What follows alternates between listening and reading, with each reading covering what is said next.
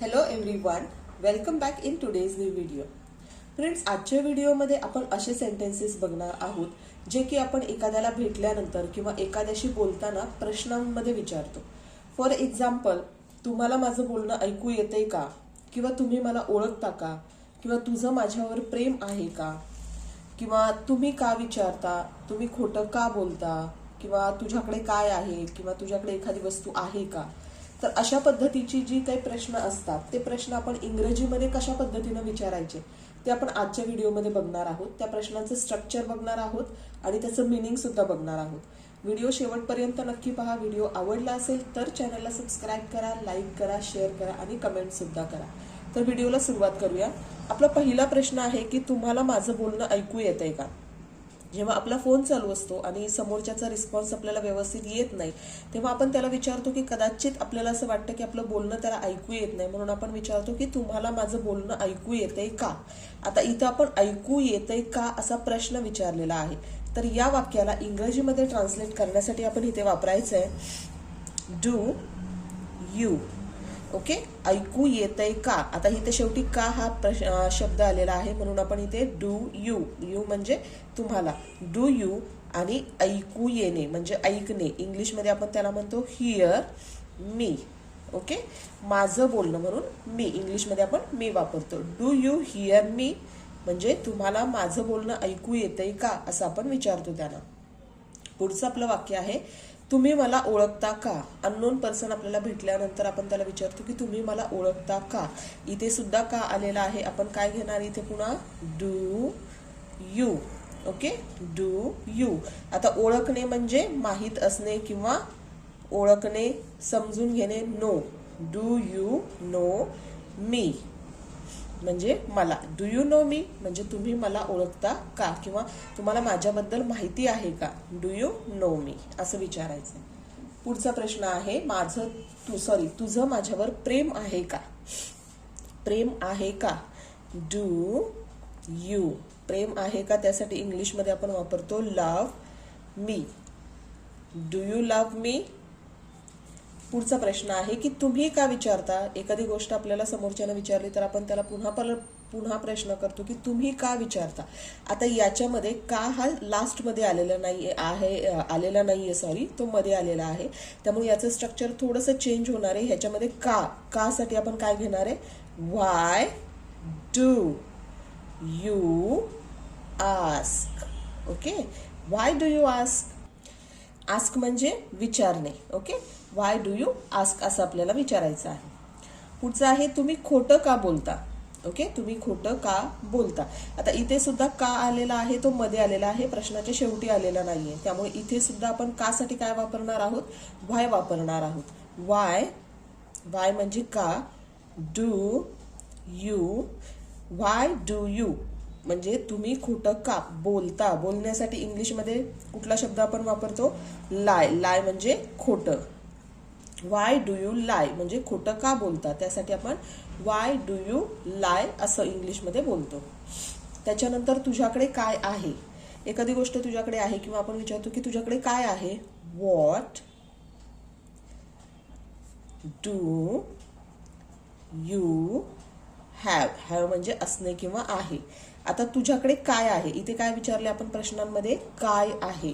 What do you have. Okay, what म्हणजे काय, what do you have. Have म्हणजे आहे किंवा तुझ्याकडे असणे, या अर्थाने आपण इथे हॅव हा वापरलेला आहे. व्हॉट डू यू हॅव असा आपल्याला इंग्लिशमध्ये प्रश्न विचारायचा आहे.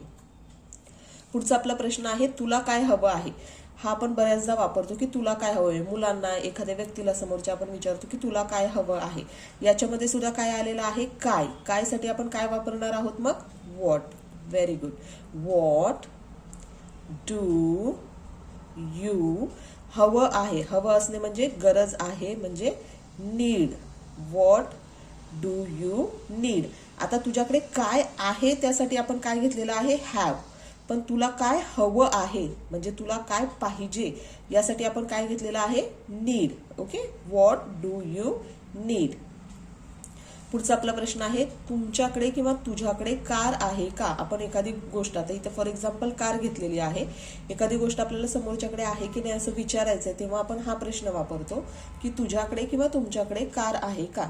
आता हे आपल्याला कसं विचारायचं आहे? आता इथे का कुठे आलेला आहे? शेवटी, प्रश्नाच्या शेवटी आलेला आहे, म्हणून इथे आपण काय घेणार? Do you have. हॅव म्हणजे असणे किंवा तुमच्याकडे आहे. Do you have a car? A car म्हणजे एक गाडी. Do you have a car? आता इथे कार घेतलेली आहे म्हणून मी इथे कार घेतलेला आहे. फॉर एक्झाम्पल तुमच्याकडे इथे मोबाईल आहे का किंवा आयफोन आहे का, अशा पद्धतीनं कुठलंही जे काही गोष्ट तुम्हाला विचारायची आहे त्या पद्धतीनं आपलं फक्त हे ऑब्जेक्ट चेंज होणार आहे. प्रश्नाचं स्ट्रक्चर तेच राहणार आहे. Do you have dash dash dash. जे काही तुमचं गोष्ट असेल ते तुम्ही इथे ऍड करू शकता. ओके. नेक्स्ट आहे, तुला संगीत आवडते का? ओके, किंवा संगीत गाणे आवडतात का? Do you. आता इथे डू यू म्हणजे का शेवटी आलेला आहे. Do you like. लाईक म्हणजे आवडणे. Do you like music? Okay. आता याच्यामध्ये आपण पुढचं, आता इथे संगीत घेतलेलं आहे, याच्यामध्ये आपण तुला अभ्यास करायला आवडतं का, तुला फिरायला आवडतं का, त्या पद्धतीनं तुम्ही इथे प्रश्नाचं स्ट्रक्चर चेंज करू शकता. Do you like music? Do you like to go out? Do you like to study? या पद्धतीनं तुम्ही प्रश्न विचारू शकता. एकदा हे स्ट्रक्चर तुमच्या लक्षात आलं की त्या पद्धतीनं आपलं मराठी वाक्य चेंज झालं की इंग्लिश वाक्य आपल्याला फक्त इथे ऑब्जेक्ट चेंज करायचं आहे. Got it? नेक्स्ट, पुढचा आपला प्रश्न आहे, काय करायचं ते मला माहीत आहे. आता याच्यामध्ये प्रश्न नाहीये, आपण हे सिंपल वाक्य घेतलेलं आहे. काय करायचंय ते मला माहीत आहे. आता याच्यामध्ये आपण काय म्हणणार? I know. नो म्हणजे माहीत असणे. आय नो काय करायचंय. What to do. I know what to do म्हणजे मला माहीत आहे साठी आपण वापरतो आय नो, आणि काय करायचं? What to do. ओके. पुढचा प्रश्न आहे, तुम्ही का लिहिता? एखादी गोष्ट मी लिहित असेल किंवा आता मी व्हिडिओ बनवते तर तुम्ही विचारता तुम्ही का लिहिता, तुम्ही का व्हिडिओ बनवता? व्हाय. आता इथे व्हाय कुठे आलेला आहे? मध्ये, शेवटी आलेला नाही, मध्ये आलाय, त्यामुळे आपण काय घेतला? व्हाय डू यू राईट. राईट म्हणजे लिहिणे. व्हाय डू यू राईट. तुम्ही का लिहिता? पुढचा आपला प्रश्न आहे, तुम्ही का देता? एखादी गोष्ट आपण समोरच्याला दिली तर तो विचारतो की तुम्ही का देता?